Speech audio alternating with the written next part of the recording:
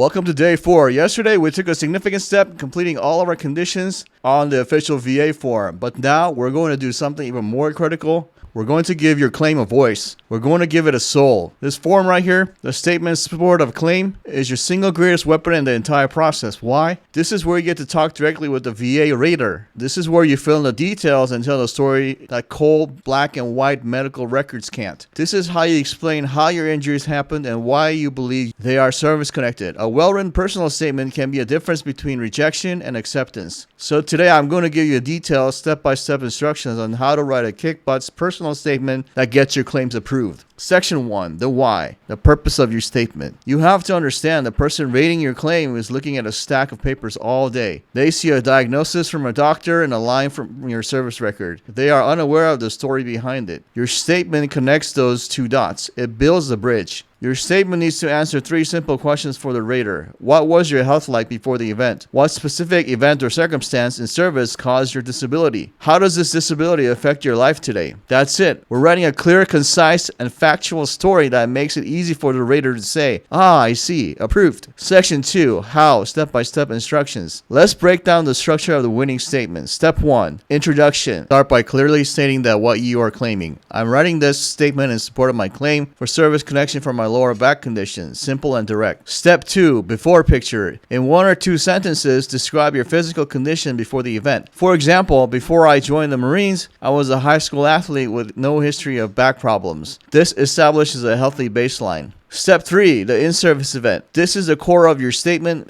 Be specific. Describe the who, what, when, where, and how. For example, in June of 2005, while on a patrol in Fallujah, Iraq, my unit was tasked with securing a building. I was carrying over 90 pounds of gear. As I jumped from the 3-foot wall, I landed awkwardly and felt an immediate sharp popping sensation in my lower back. I was seen by a platoon corpsman, HM3 Johnson, who gave me a Motrin and told me to take it easy.